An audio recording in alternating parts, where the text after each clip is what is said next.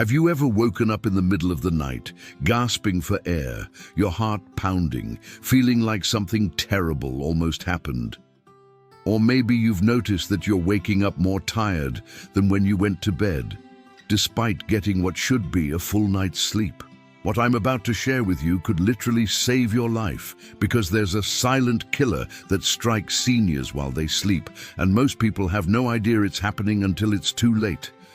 I want you to think about this for a moment. Sleep is supposed to be our body's time to rest, repair, and recharge. It's when our hearts slow down, our blood pressure drops, and our bodies do the crucial work of healing and maintenance.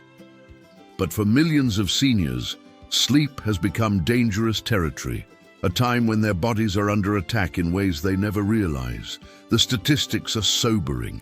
Every single night, thousands of people over 60 experience life-threatening events while they sleep. Some wake up from them, shaken and confused. Others don't wake up at all. The tragedy is that most of these incidents are completely preventable if you know what to look for and what to do about it. What I'm talking about isn't some rare disease or exotic condition. It's not something that only affects people who are already sick or frail. This silent killer can strike anyone over 60, regardless of how healthy you think you are during your waking hours. In fact, some of the people most at risk are those who consider themselves to be in good health and would never imagine that their sleep could be putting their life in danger. The condition I'm referring to is sleep apnea, but not the kind most people think they know about. Most folks picture sleep apnea as just loud snoring, something annoying for your partner, but not necessarily dangerous for you. What they don't realize is that sleep apnea is actually your breathing stopping completely while you sleep, sometimes hundreds of times per night, and each time it happens, your body goes into a state of emergency.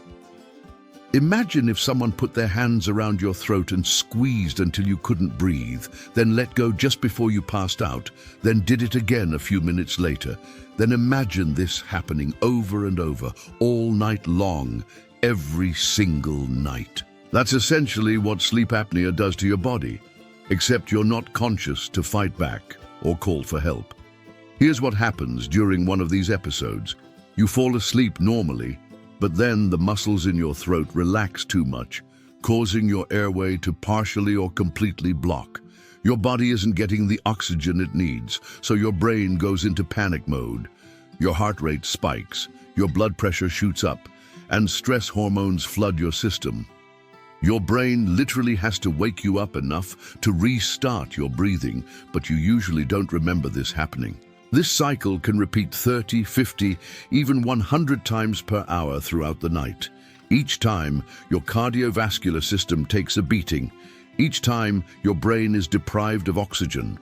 Each time, your body experiences the kind of stress that should only happen in true emergencies.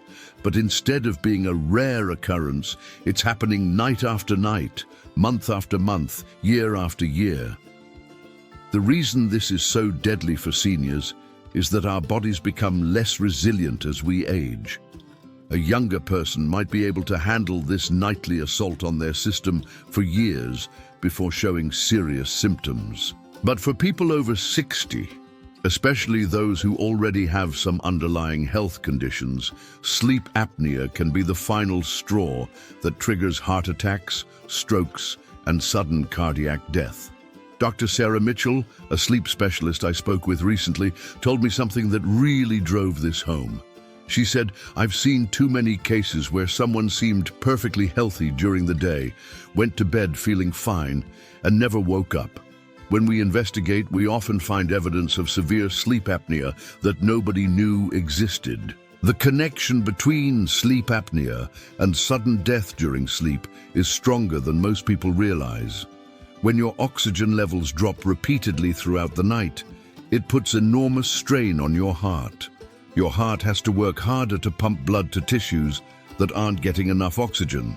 Over time, this can lead to irregular heart rhythms, high blood pressure, and eventually heart failure. But it's not just your heart that's at risk. Sleep apnea also significantly increases your stroke risk.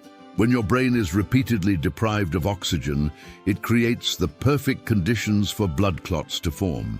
These clots can travel to your brain, causing strokes that can be fatal or leave you permanently disabled.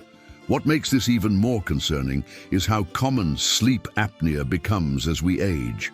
Studies show that it affects up to 50% of people over 65, but here's the kicker. Most of them don't know they have it. They might feel tired during the day, but they attribute it to getting older. They might have headaches in the morning, but they blame it on stress. They might notice their memory isn't as sharp as it used to be, but they assume it's just a normal part of aging. The truth is, none of these symptoms are normal parts of aging when they're caused by sleep apnea. They're warning signs that your body is crying out for help, that something dangerous is happening while you sleep. I want to share a story that really illustrates how serious this can be. A friend of mine, Robert, was 67 years old and seemed to be in great health. He played golf twice a week, took daily walks with his wife, and had just gotten a clean bill of health from his annual physical. But Robert's wife, Linda, started noticing some concerning things about his sleep.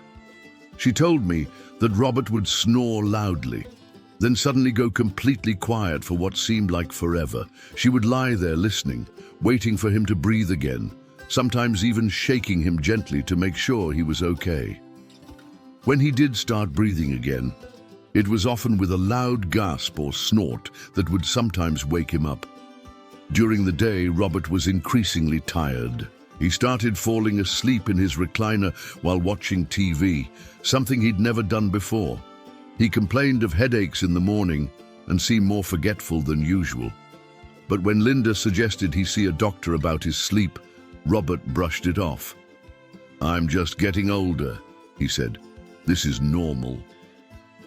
One night, Linda woke up at 3 a.m. and realized Robert wasn't snoring.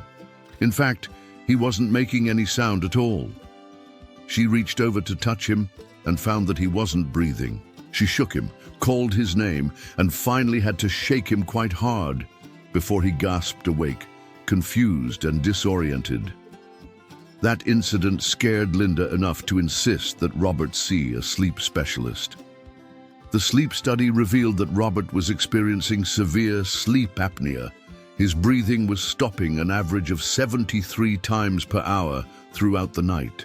His oxygen levels were dropping to dangerously low levels, and his heart was working overtime trying to compensate.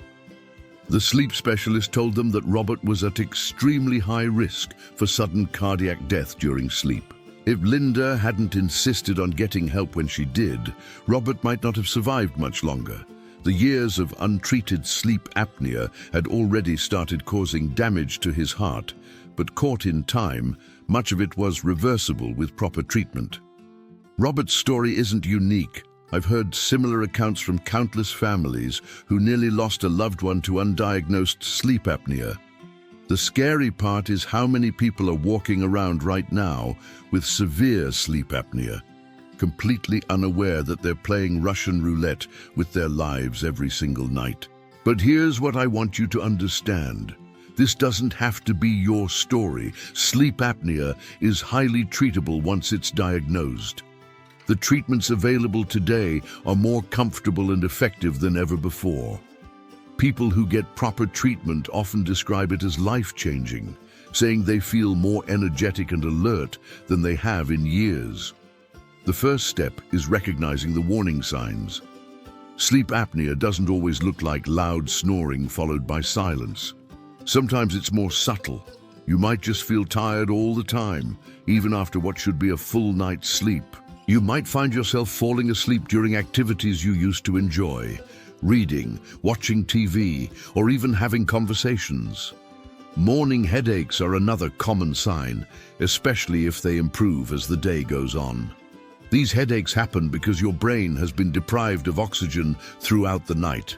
You might also notice that your memory isn't as sharp as it used to be, or that you're having trouble concentrating during the day. Some people experience what they describe as restless sleep, tossing and turning, frequently changing positions, or waking up with their sheets and blankets in disarray. This happens because your body is unconsciously trying to find positions that make breathing easier. If you sleep with a partner, they might be your best early warning system. They might notice periods where your breathing stops, loud gasping or choking sounds, or restless movement throughout the night. Sometimes partners report that the person with sleep apnea seems to be fighting in their sleep, which is actually their body's attempt to restart breathing. Now that you understand how dangerous undiagnosed sleep apnea can be, let me tell you about the other silent killers that strike seniors during sleep. Because sleep apnea, as serious as it is, isn't the only threat you need to be aware of. The second major danger that many people never see coming is something called nocturnal cardiac events. Your heart works differently at night than it does during the day. And for seniors, these natural changes can sometimes turn deadly. During sleep, your heart rate naturally slows down and your blood pressure drops. For most people, this is perfectly normal and healthy. But if you have underlying heart conditions that haven't been diagnosed yet, or if you're taking certain medications, these nighttime changes can become dangerous. Let me explain what I mean. During the early morning hours, roughly between 4 and 6 a.m., your body starts preparing to wake up. Stress hormones like cortisol begin to rise, your blood pressure starts to increase, and your heart rate picks up. This transition period is when many heart attacks and sudden cardiac deaths occur in seniors. It's not a coincidence. It's your body's most vulnerable time. Here's something that might surprise you. Many seniors who die suddenly in their sleep actually die from heart attacks that occur during this early morning transition period. They go to bed feeling fine, but their heart can't handle the stress of these normal bodily changes. The tragic part is that many of these deaths could be prevented with proper medical monitoring and medication adjustments. I want to share another story that really drives this point home. Margaret was 72 and had always prided herself on her good health. She took her daily walk, ate well, and had regular checkups with her doctor. Her blood pressure was slightly elevated, but her doctor said it was normal for her age and didn't prescribe medication. Margaret felt fine during the day, energetic, alert, and active. But Margaret's daughter started noticing some concerning patterns when she stayed overnight during visits. Margaret would sometimes wake up in the middle of the night complaining of chest tightness or feeling like her heart was racing. She would sit on the edge of the bed for a few minutes, take some deep breaths, and then feel better. "It's probably just indigestion," Margaret would say, and she'd go back to sleep. One morning, Margaret's daughter found her mother sitting on the edge of the bed, pale and sweating, clutching her chest. Margaret said she'd woken up with severe chest pain and couldn't catch her breath. They called 911, and Margaret was rushed to the hospital where doctors discovered she was having a heart attack. The cardiologist explained that Margaret had actually been having smaller cardiac events during those nighttime episodes. Her heart was crying out for help, but she'd been dismissing the symptoms. The doctor told them that Margaret's slightly elevated blood pressure, combined with some arterial blockages that hadn't been detected, created a perfect storm during sleep. When her blood pressure naturally dropped at night and then surged in the early morning, it was putting enormous strain on her already compromised cardiovascular system. This brings me to another critical point about nighttime dangers for seniors: medication timing and interactions. Many seniors take multiple medications, and the timing of when you take them can literally be a matter of life and death, especially when it comes to sleep safety. Blood pressure medications are a perfect example. Most people take them in the morning because that's when they remember, or because that's what their doctor told them years ago. But for some seniors, taking blood pressure medication in the morning means their blood pressure drops too low during sleep. When your blood pressure drops too low at night, your brain and other vital organs don't get enough oxygen-rich blood. This can cause confusion, falls, and even loss of consciousness. On the flip side, if you're not taking blood pressure medication, and you should be, those early morning blood pressure surges I mentioned can be deadly. Your blood pressure can spike so high that it triggers a stroke or heart attack. It's a delicate balance that requires careful medical monitoring, especially as you age and your body's needs change. Sleep medications present another hidden danger that many seniors don't realize. Sleeping pills might seem harmless. After all, doctors prescribe them and they help you fall asleep. But what many people do not understand is that sleeping pills can mask the symptoms of serious sleep disorders like sleep apnea. If you have sleep apnea and you're taking sleeping pills, the medication can relax your throat muscles even more, making the breathing interruptions worse and more dangerous. Even more concerning, sleeping pills can make you so deeply sedated that your body doesn't wake you up when it should. Like when you stop breathing or when your blood pressure drops too low. Your body's natural protective mechanisms depend on being able to rouse you from sleep when something goes wrong. Sleep medications can override these protective mechanisms, leaving you vulnerable to life-threatening events. I've heard from too many families who lost a loved one after they started taking a new sleep medication. The person seemed to be sleeping better. No more tossing and turning, no more complaints about insomnia. But what the family did not realize was that the better sleep was actually masking serious underlying problems that needed medical attention. Let me talk about another danger that's becoming increasingly common among seniors: dehydration during sleep. You might think, how can I get dehydrated while I'm sleeping? But it happens more often than you'd think, and it can have serious consequences. As we age, our kidneys don't concentrate urine as effectively as they used to. This means we lose more water throughout the night through urination and breathing. At the same time, our sense of thirst becomes less reliable.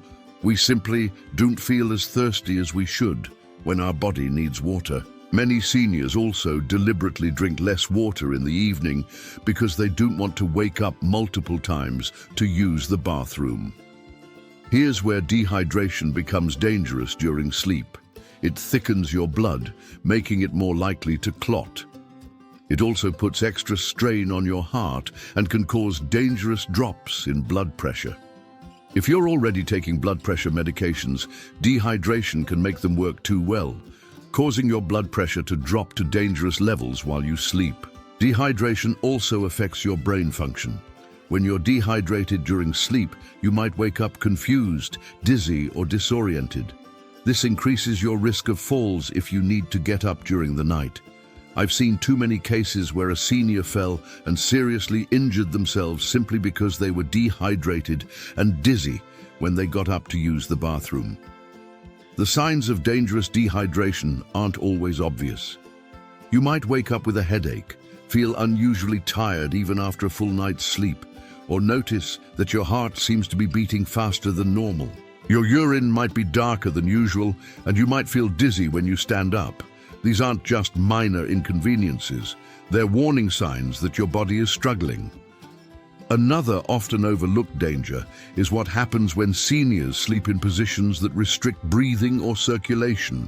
Many older adults develop joint problems that make certain sleeping positions uncomfortable, so they adapt by sleeping in positions that might feel better for their joints, but are actually dangerous for their breathing and circulation. Sleeping flat on your back, for example, can worsen sleep apnea because gravity pulls your tongue and soft tissues backward, making it more likely that your airway will become blocked. But many seniors prefer this position because it's easier on their hips and shoulders. The problem is that they're trading joint comfort for breathing safety, often without realizing the risk they're taking. Sleeping with too many pillows under your head might seem comfortable, but it can actually kink your airway and make breathing more difficult. On the other hand, sleeping with your head too low can worsen acid reflux, which can be dangerous if stomach acid travels up into your throat and potentially into your lungs while you sleep. Speaking of acid reflux, this is another condition that becomes more dangerous during sleep as we age. The muscle that keeps stomach acid in your stomach naturally weakens with age, and lying flat for hours gives acid plenty of opportunity to travel upward. Severe acid reflux during sleep isn't just uncomfortable. It can actually be life-threatening if acid gets into your lungs. Many seniors take acid-blocking medications, thinking they've solved the problem. But some of these medications can have their own nighttime risks. Proton pump inhibitors, for example, can affect how your body absorbs certain nutrients and can interact with other medications in ways that become more pronounced during the long fasting period of sleep. The temperature of your bedroom is another factor that can become dangerous for seniors during sleep. Your body temperature naturally drops when you sleep, and this is important for good sleep quality. But if your bedroom is too warm, your body has to work harder to cool itself down, which puts extra strain on your cardiovascular system. If your bedroom is too cold, your blood vessels constrict, which can raise your blood pressure to dangerous levels. Many seniors sleep in bedrooms that are either too hot because they feel cold more easily, or too cold because they're trying to save money on heating bills. Either extreme can be dangerous. The ideal bedroom temperature for seniors is between 65 and 68 degrees Fahrenheit. But many people don't realize how important this seemingly small detail can be for their safety. What I want you to understand is that all of these factors can work together to create a perfect storm of danger during sleep. You might have mild sleep apnea that isn't dangerous on its own, but when combined with dehydration, medication interactions, and sleeping in the wrong position, it becomes life-threatening. You might have slightly elevated blood pressure that seems manageable during the day, but when combined with sleep medications and bedroom temperature issues, it becomes deadly at night. The good news is that once you understand these risks, you can take steps to protect yourself. But first, you need to recognize that sleep isn't just about feeling rested. For seniors, it's about survival. Every night that you sleep safely is a victory, and every small change you make to reduce these risks is an investment in waking up healthy the next morning. Now that you understand the serious dangers that can threaten your life while you sleep, I want to shift our focus to what you can actually do about it. Because here's the truth. Knowledge without action won't save your life. But the good news is that most of these deadly sleep risks are completely preventable once you know what steps to take. Let me start with the most important message I can give you. If you recognize yourself in any of the symptoms I've described, don't wait to get help. Don't tell yourself you're just getting older, and don't assume these problems will resolve on their own. I've spoken to too many families who said, "We knew something wasn't right, but we thought we had more time." When it comes to sleep-related health issues in seniors, time is not on your side. The first step is getting a proper sleep evaluation. If you suspect sleep apnea, whether it's because you wake up gasping, your partner notices breathing interruptions, or you're constantly tired despite getting enough sleep, ask your doctor for a sleep study referral. Modern sleep studies are much more comfortable than they used to be, and many can even be done in your own home now. Don't let your doctor dismiss your concerns by saying your symptoms are normal for your age. Feeling exhausted, having morning headaches, or experiencing memory problems are not inevitable parts of aging when they're caused by sleep disorders. You have the right to ask for thorough testing, and you should advocate for yourself if your initial concerns aren't taken seriously. Here's something that might save your life. Keep a sleep diary for 2 weeks before you see your doctor. Write down what time you go to bed, how long it takes you to fall asleep, how many times you remember waking up, what time you wake up in the morning, and how you feel when you wake up. Also note any symptoms during the day: fatigue, headaches, difficulty concentrating, or falling asleep during activities. If you have a smartphone or fitness tracker that monitors sleep, bring that data with you too. Many modern devices can detect irregular breathing patterns or frequent wake-ups that you might not remember. This information gives your doctor concrete data to work with instead of just vague complaints about being tired. For those of you who live with a partner, I want to talk directly to both of you. If you're the one with potential sleep problems, don't dismiss your partner's observations about your sleep. They might be seeing things that could save your life. If you're the partner of someone who has concerning sleep symptoms, don't be afraid to speak up. I remember talking to a woman named Helen, whose husband kept telling her that her snoring was getting worse and that she would stop breathing during the night. Helen was embarrassed about the snoring and annoyed that her husband kept mentioning it. She bought nasal strips and tried sleeping in different positions, but she refused to see a doctor because she didn't want to admit there was a problem. It wasn't until Helen woke up one night, gasping and feeling like she was drowning, that she realized her husband had been trying to save her life. The sleep study showed severe sleep apnea that was putting enormous strain on her heart. The doctor told her that without treatment, she was at high risk for sudden cardiac death during sleep.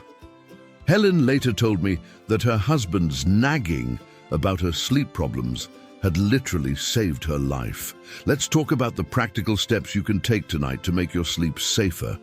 First, your bedroom setup matters more than you might think. Your bed should be positioned so that your head is slightly elevated.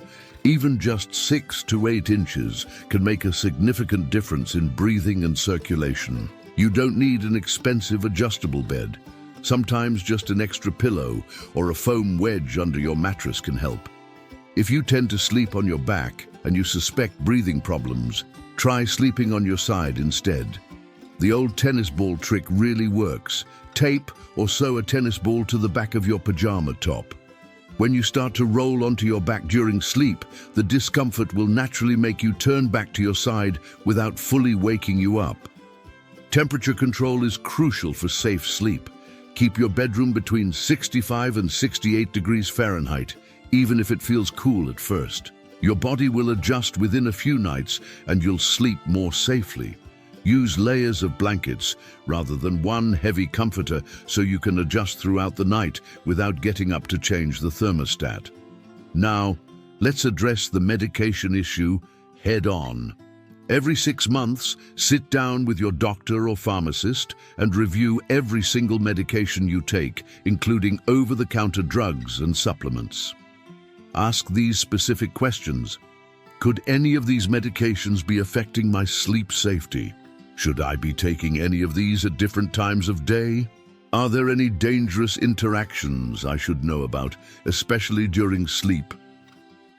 If you're taking blood pressure medications, ask your doctor about the timing. Many people automatically take them in the morning, but depending on your specific situation and other medications, evening doses might be safer for preventing dangerous nighttime blood pressure changes. This isn't something you should change on your own.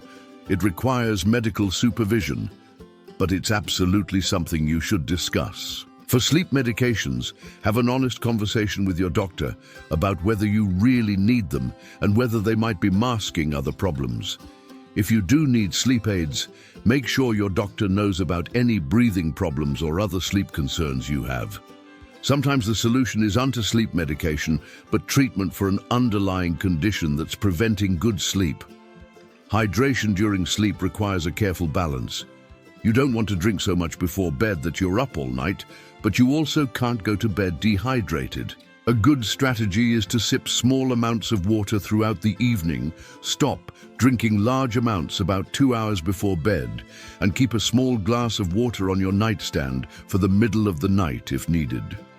Pay attention to the color of your urine before bed. It should be pale yellow, not dark.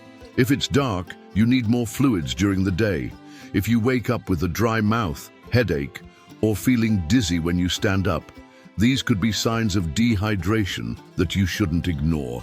Here's a safety tip that could prevent serious injury. If you need to get up during the night, especially to use the bathroom, always sit on the edge of your bed for at least 30 seconds before standing up. This gives your blood pressure time to adjust and reduces your risk of dizziness and falls. Keep a small nightlight in your bedroom and bathroom so you're not navigating in complete darkness. For acid reflux issues, finish eating at least 3 hours before bedtime, and if you must eat something closer to bedtime, make it small and bland.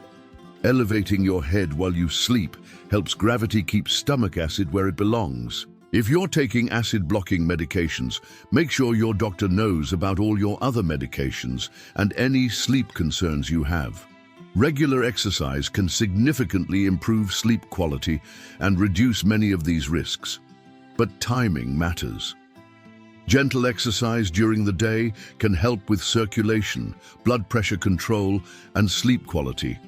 But avoid vigorous exercise within 3 hours of bedtime, as it can interfere with your body's natural preparation for sleep. I want to address something that many seniors worry about: the cost of sleep studies and treatment. Yes, medical care can be expensive, but untreated sleep disorders are far more expensive in the long run. Emergency room visits, hospitalizations for heart attacks or strokes, and the ongoing costs of complications from untreated sleep apnea far exceed the cost of proper diagnosis and treatment. Most insurance plans, including Medicare, cover sleep studies when they're medically necessary. CPAP machines and other sleep apnea treatments are also typically covered. Don't let cost concerns prevent you from getting evaluation and treatment that could save your life. If you're diagnosed with sleep apnea, don't be discouraged if the first treatment option doesn't work perfectly. CPAP machines are the most common treatment, and modern machines are much quieter and more comfortable than older models. But there are also oral appliances, positional therapy devices, and in some cases, surgical options. Work with your sleep specialist to find the treatment that works best for your specific situation. Here's something else that's important. Once you start treatment for any sleep disorder, stay consistent with it. I've talked to people who use their CPAP machine inconsistently because they find it uncomfortable or because they think they don't need it every night. But sleep apnea doesn't take nights off, and neither should your treatment. The benefits of treatment are cumulative. The longer you use it consistently, the better you'll feel and the safer you'll be. For family members watching someone they love struggle with these issues, don't give up. Sometimes it takes multiple conversations, multiple doctor visits, or even a serious scare before someone takes their sleep problems seriously. Your persistence and support could literally save their life. I also want to talk about the importance of follow-up care. Getting diagnosed and starting treatment is just the beginning. Sleep disorders can change over time. Medications may need adjusting, and equipment may need updating. Don't assume that once you start treatment, you never need to think about it again. Regular follow-ups with your sleep specialist and honest communication about how you're feeling are essential for long-term safety. Technology can be your ally in monitoring your sleep safety. Many fitness trackers and smartwatches now have features that can detect irregular heart rhythms, breathing problems, or unusual sleep patterns. While these devices aren't medical equipment and shouldn't replace proper medical care, they can help you identify concerning patterns and give you concrete information to share with your doctor. There are also more advanced home monitoring systems available for people at high risk. These can detect changes in breathing, heart rate, or movement patterns that might indicate a medical emergency during sleep. If you live alone or have serious health conditions, these systems might provide valuable peace of mind for both you and your family. But perhaps the most important thing I can tell you is this: trust your instincts. If something feels wrong with your sleep, if you're waking up feeling worse than when you went to bed, if you're having new symptoms during the night, if your family mentions changes in your breathing or behavior during sleep, don't ignore those feelings. Your body often knows something is wrong before medical tests can detect it.